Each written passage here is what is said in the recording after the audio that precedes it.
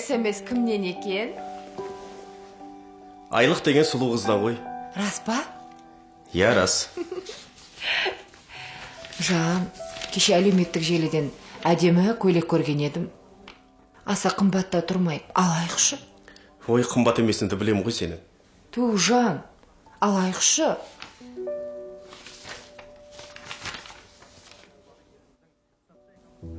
Сен көйлегіңді қоя тұр. Ағайын туыстарымды сағындым. Ет асып дастархан жайсаңшы. Мен оларға қоңырау шалып шақыра берейін.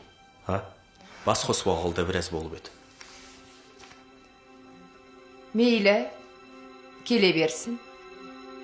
Құдай қаласа бір мәнісі болар. Азында ерте тұруым керек еді. Жатайын.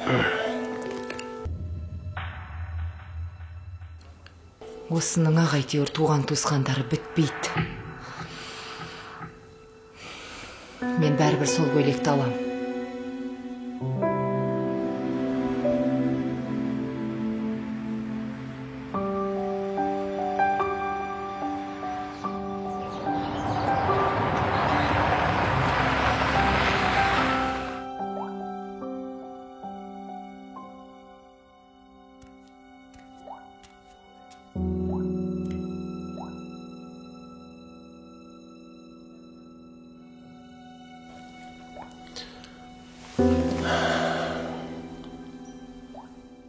Қонақтарға дастархан дайын ба? Туыстар кәскеп қалады. Ештен әзірлеген жоқпын. Бөтен емес, жақындарыңыз ғой. Үйде не бар, соны жей салады да. Бірдеңе дайындамайтын болсаң, неге кеш айтпадың? Кәскеп қалады. Енді не істейміз? Оларға қоңырау шалып, келмесін деп айтыңыз. Бітті сонымен. Бөтен емес, туған туысқандарыңыз ғой. Сүннет деген ойдамын.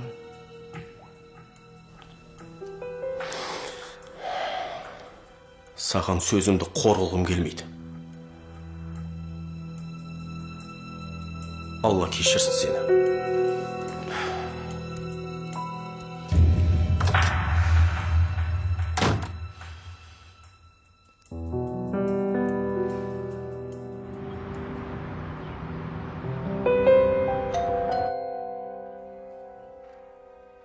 Ашық кіре бер. Ашық дедім ғой. Қызым.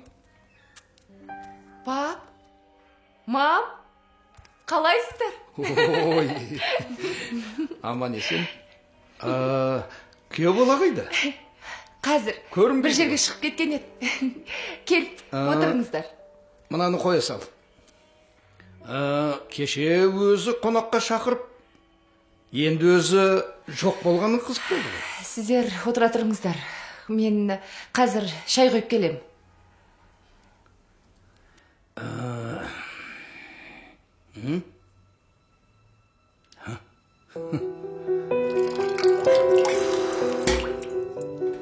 Үйдегі барымен жақындарымды күте алмаймын. Жоқ, оларға тура келмейді. Күйеуімнің туыстары болғанда бір мәнісі болар еді. Бірақ өз туыстарым емес. Қалайша өз туыстарыма көрімсіз дастархан жай алам?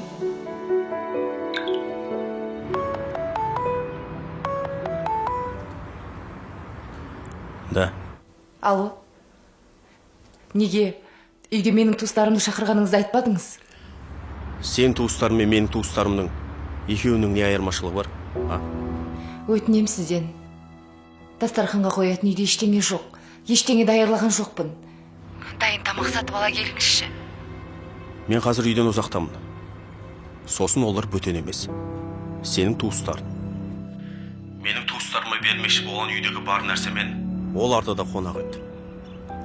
Бұл саған өмірлік сабақ болсын. Менің де туыстарымды құрметтеуді үйрен.